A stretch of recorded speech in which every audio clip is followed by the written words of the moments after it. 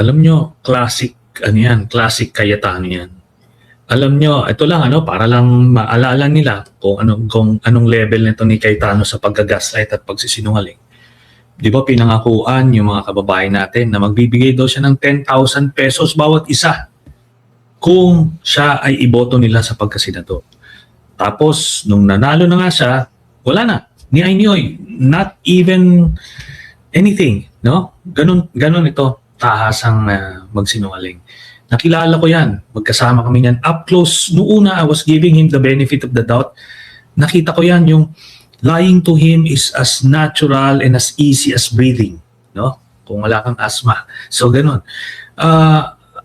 Kaya itong dinisplay niya dito, una muna itong sa sinasabi niyang wala naman daw valid warrant kaya wala rin naman daw protective custody. Bakit ka nagbigay ng protective custody kung walang valid warrant? Pinakita ko dun sa chief of staff niya yung warrant na dala ng NBI na inaffirm at kinonfirm ng ICC mismo. Alam nila yon na totoo yan. Tapos suddenly nahanap ng alibay kailangan ng local courts. Walang requirement na kahit saan, not a Supreme Court decision, not a law, walang basis talaga for that. Kailangan lang nila maggawa ng anything. Pero regardless, yung opinion niya, whether he recognizes the ICC warrant or not, is irrelevant. Kasi may batas tayo. Even if you disagree with it, it should still be served. Kasi kay Digong nga ginawa yun sinerve yun wala namang sinabi yung Korte Suprema na mali yung ginawang basihan ng pag-aresto. Ako, talagang maliwanag na staged yan. Kasi ganito yung situation. Yung hallway na yon, isa yon, dire-diretso yun hanggang GSIS. Merong partition siya na pinto. Yung pinto na yon can only be opened from the Senate side. Kasi kung isasara mo yon, hindi makakapasok yung nasa galing sa GSIS. Yung mga NBI nando doon sa GSIS side. Wala sila doon sa Senate side, doon sa Senate perimeter. Alam nila Aplaska na nando doon yung mga NBI. Kaya ngayon, nagbihis sila, nagsinabi niya, ando doon sila, yung NBI sa kabila. At tapos, so ngayon, nakita mo from the formation, nagkasad na siya ng barel, tapos yung mga media sumusunod sa kanila, pero pinigil nila yung media. Tapos pumunta sila doon sa may sulok. Then, in just a matter of seconds, biglang nagpaputok na. Kumaga, sila yung nag-instigate. The NBI was not trying to enter the Senate premises. They were not trying to serve a warrant kasi may stand-down order. Kaso nag-initiate sila. Sila nag-instigate noon. Kaya na ngayon, tas biglang nagputukan. Nakita mo yung ginawa niya doon sa media. Hinarang nila, pero hindi nila itinago yung media because they made sure na ma-witness ng media, marinig yung putukan to sow chaos and panic doon sa labas. Kasi binobroadcast not only locally but internationally.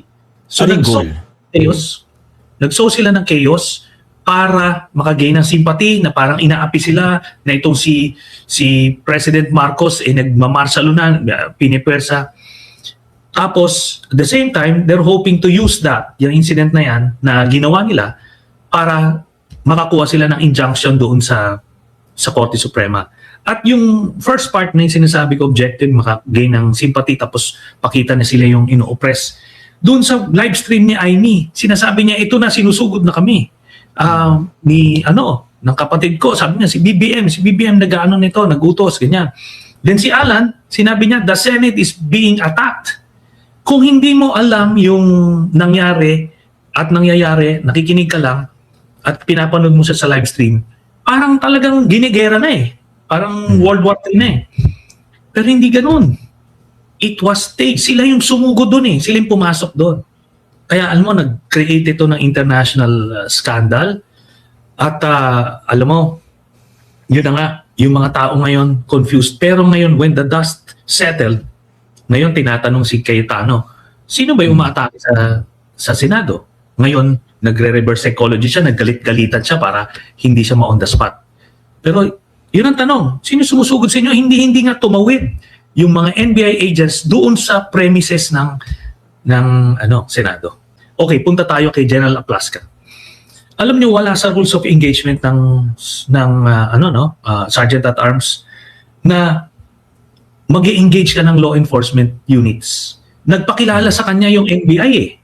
Nagpakilala. Tapos, puputukan mo ng warning shot.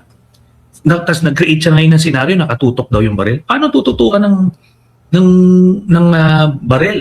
Eh, nandoon nga sila sa side na yun, kayo yung nagbukas ng pinto eh. Di ba? Hindi naman, hindi naman buo yung hallway na yun.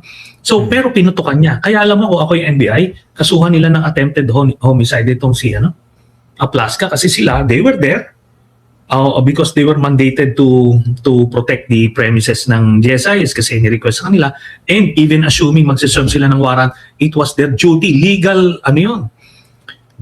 order yon. Ito, hindi private army. Yung Sergeant at Arms, ginawang private army nito ni Aplasca eh. Ginamit nito ni Bato na talagang shield ito, naghahanap siya ng shield kasi wala siya, no way out siya dito. At kung iniisip niya, mapoproteksyonan siya ng Senado, hindi yan. Kaya nakita mo, tumakas siya eh. Because he knows that na at some point, untenable yun.